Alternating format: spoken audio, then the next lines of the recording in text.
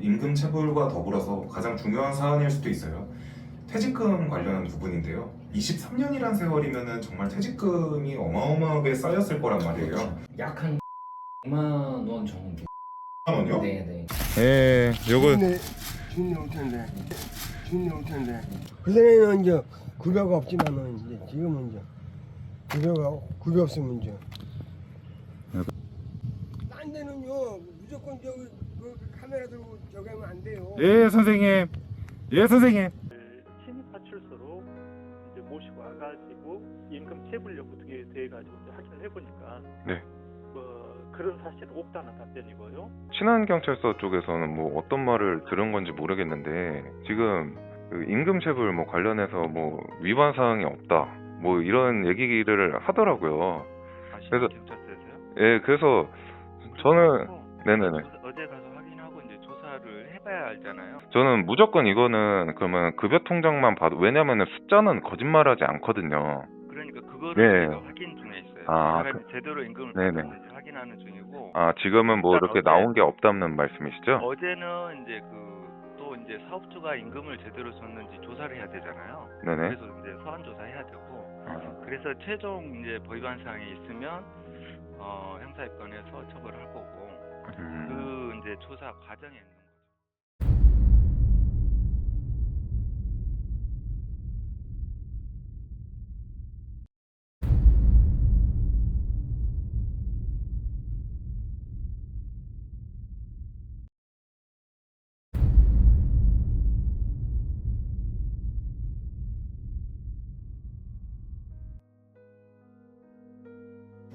안녕하세요. 만기토TV의 만기토입니다. 네, 염전우의 어르신 그 영상을 보고 이제 노무사님한테 어떤 처벌을 받을 수 있을지, 어떤 근로기준법을 위반을 하는지 자문을 이제 이 자리를 통해서 구할 예정이거든요. 이쪽 송파 쪽에서 근무하시는데 어렵사리 이렇게 한번 모시게 됐습니다. 네, 안녕하세요. 안녕하세요.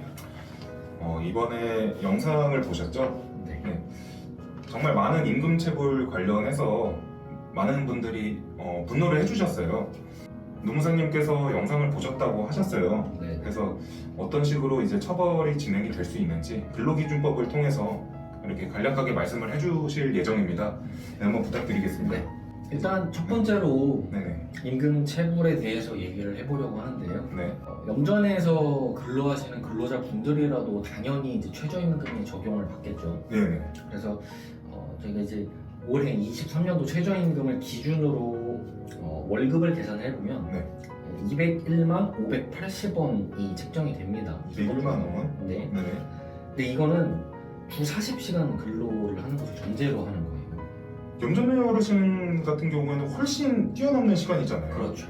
아, 그래서 요거랑 관련을 해서 네. 저희가 이제 모 국회의원실에서 네. 작년 이제 말입니다. 9월에서 10월에 근로 실태 조사한 그 결과를 저희가 한번 검토를 해봤는데요. 네네. 염전 노동자들이 하루 평균 14.5시간 그리고 주 6.5일 동안 근무를 한다고. 평균이 14.5에 주 6.5일이라고요? 네. 주가 7일인데 6.5일을 그렇죠. 일을 한다고요? 꽤 오래 근무를 네. 하시죠. 네. 그래서 요걸 전제로 저희가 이제 최저임금이랑 요 이제 근로시간을 전제로 적정한 임금을 계산을 해보니까 네네. 약 한 393만 9,550원, 그러니까 400만 원에 가까운 금액이 기본적으로 최저임금에 의해서 지급이 돼야 하는 금액인 거죠. 그러니까 이렇게만 계산을 해도 지금 거진 50% 가량을 지금 못 받은 상태잖아요. 그렇죠. 왜냐하면 와. 계산에 따를 때 평균적으로 지급받으시는 임금이 네네. 한 212만 원 정도라고 하더라고요. 그러니까 네네. 최저임금의 한 60%도 안 되는 돈으로 근로를 제공하고 계셨던 거죠. 근데 이거는 그 평균인 거고 지금 보니까 염전노예 어르신 제가 네. 인터뷰하신 분은 더 많은 시간을 지금 또 일을 한 것 같아요. 그럴 그러면 수도 있겠죠. 이거보다 더 당연히 많은 돈을 받아야 되는 상황인 거잖아요. 그럴 수 있죠. 와. 그러면은 명확하게 네. 이제 임금 체불을 하게 되면 어떤 처벌이 있을까요? 보통은 이제 임금 체불에 관해서 저희가 근로기준법 43조에서 네. 임금 지급 원칙에 대해서 규정을 하고 있는데요. 네네. 이렇게 원래 줘야 될 금액에 전액을 지급하지 않고 뭐 조금 공제해서 준다거나 떼서 주면은 네. 43조 위반에 해당하고 네. 그렇게 되면 당연히 임금 체불이 되겠죠. 네. 그래서 이 경우에는 3년 이하 징역 또는 3천만 원 이하 벌금에 처해질 수 있는. 임금 체불 시 3년 이하 징역 또는 3천만 원 이하 벌금이라는 네, 거죠? 그렇죠. 그리고 특이한 점은 다수 체불이 되면 그만큼 가중 처벌도 될 수 있다. 여기까지 좀 알아두시면 좋을 것 같습니다. 그러니까 큰 규모의 회사의 경우에는 이제 더 가중 처벌이 될 수도 있다는 거죠. 반복해서 일어나면 그럴 수 있다. 이렇게 알고 계시면 될 것 같습니다.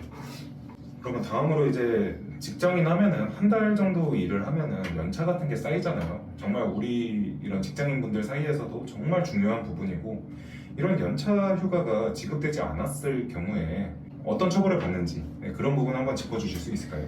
일단 연차 휴가 제도에 관해서는 근로기준법 60조에서 규정을 하고 있는데요. 60조요? 네, 근데 이게 취지가 네. 건강하고 문화적인 생활을 보장하도록 하자라는 취지예요. 그러다 네. 보니까 특히나 이런 염전 노예 근로자분들에게는 더더욱 필요한 규정이겠죠. 그렇죠. 근데 이게 만약에 적용이 안 됐다. 그러니까 보통 이제 5인 이상 근로자를 사용하는 사업장에서는 당연히 연차휴가가 적용이 돼야 되는데 네. 그걸 전제로 했을 때 만약에 연차휴가가 지급되지 않는다면 2년 이하 징역 또는 2천만 원 이하 벌금까지 처해질 수 있습니다. 2년 이하의 징역 또는 2천만 원 이하의 벌금이요? 네. 그럼 5인 미만일 경우에는 어떻게 되나요? 5인 미만의 경우에는 연차휴가 규정이 적용이 안 돼요. 그래서 뭐 처벌 규정이 없나요? 그것도 조금 안타까운 부분이네요. 그쵸. 이제 뭐 이제 사업장의 근로자가 얼마인지 한번 따져봐야 되는 부분이긴 합니다. 5인 미만도 정말 말이 많은 부분인 것 같습니다. 그렇죠. 네. 그리고 이제 일을 시작하기 전에 근로계약서 같은 거를 작성을 하잖아요. 이거를 작성하지 않았을 때 처벌을 받는다는 것도 저는 어느 정도는 들어봤는데 정확히 어떤 처벌을 받는 건지 말씀 부탁드리겠습니다. 일단은 근로기준법에 대해서도 이제 그 근로계약서에 대해서도 네. 근로기준법 17조에서 이제 작성해서 교부하라까지 의무가 네. 규정되어 있습니다. 근데 네. 보통 이제 뭐 일하기 전에 네. 그러니까 정식적으로 일하기 전에 그리고 뭐 일하고 나서 얼마 안 되는 시간에 빨리 줘야 되는데 네. 그게 만약에 지급이 안 됐다 혹은 뭐 작성하지 않았다 네. 이렇게 되면은 정규 직원 같은 경우는 500만 원 이하 벌금 그리고 네. 뭐 기간제로 일하시는 분들의 경우에는 500만 원 이하의 과태료로 부담이 될 수 있다. 그렇게 좀 말씀드리겠습니다. 적지 않은 금액이네요. 그렇죠. 그 임금 체불과 더불어서 가장 중요한 사안일 수도 있어요. 퇴직금 관련 부분인데요. 23년이란 세월이면은 정말 퇴직금이 어마어마하게 쌓였을 거란 말이에요. 그렇죠. 대략적으로 어떻게 산정이 될지 네. 노무사님께서 한번 말씀 부탁드리겠습니다. 네, 일단은 저희가 퇴직금을 지급을 하려면 요건이 몇 개 있습니다. 첫 번째로는 이제 소위 말하는 근로기준법상 근로자에 해당이 되어야 하고요. 네네. 두 번째로는 1년 이상 근무하고 그 기간 동안 한 주에 15시간 이상 이제 근무를 제공을 해야 합니다. 네. 근데 당연히 뭐 염전에서 일하시는 근로자분들 경우에는 당연히 요거는 충족이 되겠죠. 네. 그래서 계산되어야 하는 퇴직금이 얼마냐라고 해서 저희가 간단하게 그냥 계산을 해봤을 때 네. 계산식은 보통 하루치 평균 임금 곱하기 30일 30일. 곱하기 총 재직 일수 네. 이거를 365일로 나누게 되면은 네. 그 근로자에게 들어가게 되는 퇴직금이 계산이 됩니다. 그러면은 많은 분들이 궁금해하실 것 네, 같은데 이번 염전노예 어르신이 보통 23년을 지금 일을 하셨는데 만약에 퇴직금을 이제 받게 된다면 어느 정도일지. 평균 임금을 계산을 했을 때 네네. 대략 이제 아까 400만 원 정도 받아야 된다고 말씀을 드렸잖아요. 네네. 그래서 400만 원이랑 보통 저희가 계산할 때 그 산정일로부터 3개월 전까지의 기간을 나누게 됩니다. 그렇게 네. 했을 때 하루치 평균 임금은 한 약 13만 원 정도 나오게 되고요. 네네. 그리고 여기다 30일 곱하고 23년 하게 되면 대략 한 8,395일 정도 나와요. 네. 그러니까 일수가. 와 정말 많은. 네, 그렇죠. 이걸 다 곱한 다음에 365일로 나누게 되면은 네. 약 한 9,100만 원 정도. 9,100만 원이요? 네네. 약 한 9,100만 원 정도. 9,100만 원이요? 네네. 퇴직금 계산이 그렇게 될 수가 있다. 한술적으로. 진짜 1억 가까운 금액이네요. 오래 일하셨으니까 당연히 또 받으셔야죠. 와. 꼭 이거는 어떻게든 받아야 됩니다. 네. 그렇습니다. 이건 진짜 어떤 방식으로라든 받아야 됩니다. 이거를 못 받는다면 진짜 너무 억울하죠. 예. 네. 진짜 그리고 이제 염전노예 어르신들 보면은 이제 폭행 관련 얘기가 정말 많습니다. 이제 폭행 관련해서 사업주가 이제 근로자를 폭행을 했을 때 네. 어떤 처벌 규정이 있는지 보도록 하겠습니다. 먼저 말씀드리고 싶은 건 네. 저희가 흔히 알고 있는 형법상 폭행죄보다 네. 근로기준법상 폭행죄가 처벌 수위가 더 높습니다. 그렇습니다. 네. 그래서 근로기준법 제8조에서 이제 폭행 금지를 규정하고 있는데 네. 여기서 이제 폭행은 네. 근로자가 일하다 잘못을 했다. 네네. 뭐 고의든 실수든 잘못을 했다. 고의든 실수든. 네. 중요한 거는 어떤 이유를 막론하고 폭행을 해서는 안 된다라는 규정이거든요. 만약에 그러면 폭행을 하게 된다면 네네. 어떤 처벌이 있는 거죠? 아까 말씀드렸듯이 형법상 기준보다 높다 보니까 네네. 5천만 원 이하의 벌금, 5천만 원이요? 네, 그리고 5년 이하 징역 이렇게 상당히 높네요. 어떻게 보면 제일 높다고 볼 수 있겠죠. 말씀드린 것 중에서. 벌금형에서도 진짜 굉장히 높은 부분. 그렇죠. 5년 이하의 징역이나 5천만 원 이하의 벌금이란 거는 전 이 부분으로 처음 들어본 것 같아요. 보통 2천만 원에 2년 정도 많이 듣잖아요. 3천만 원이죠. 이야.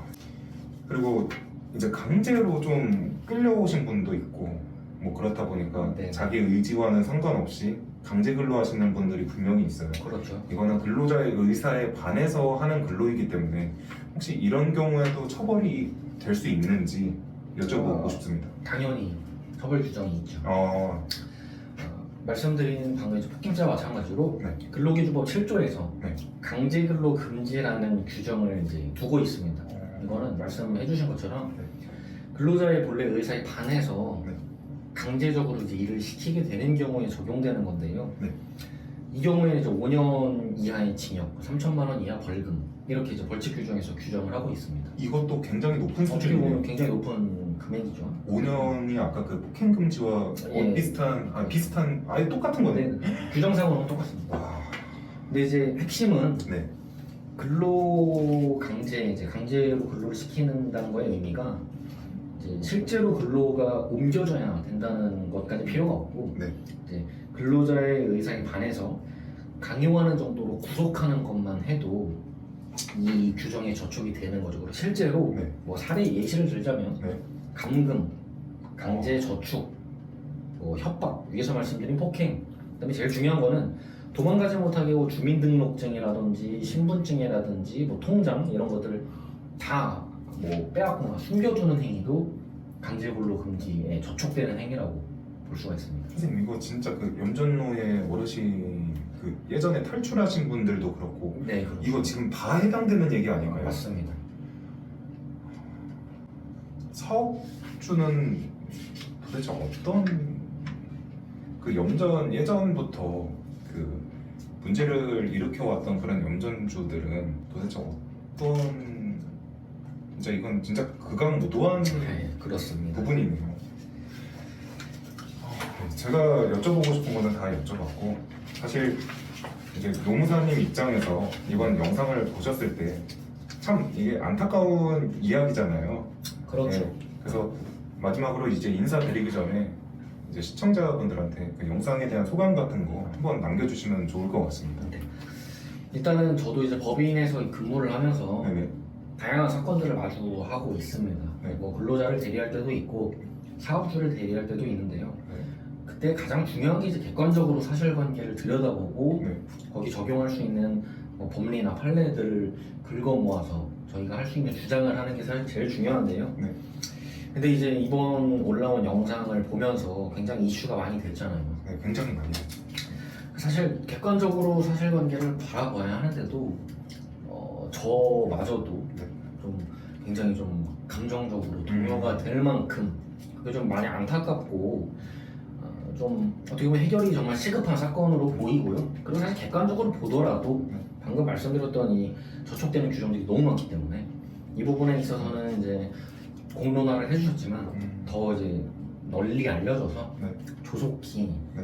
권리가 구제가 되었으면 좋겠다는 그런 생각을 하고 있습니다. 다시는 일어나선 안 되는 물론이죠. 일이라고. 네. 알겠습니다. 오늘 정말 바쁘신 와중에 이렇게 또 자문까지 해주셨기 때문에 진짜 감사하다는 말씀 드리고 싶고요. 어쨌든 오늘 자리해 주셔서 정말 감사드리고요. 네, 그러면은 다음에 또 기회가 된다면은 네. 잘 이 사건이 부디 잘 마무리된 다음에 또 한번 이렇게 방송에 나와주시는 걸로 부탁드리겠습니다. 네, 그러면은 여기서 마무리하도록 하겠습니다. 감사합니다.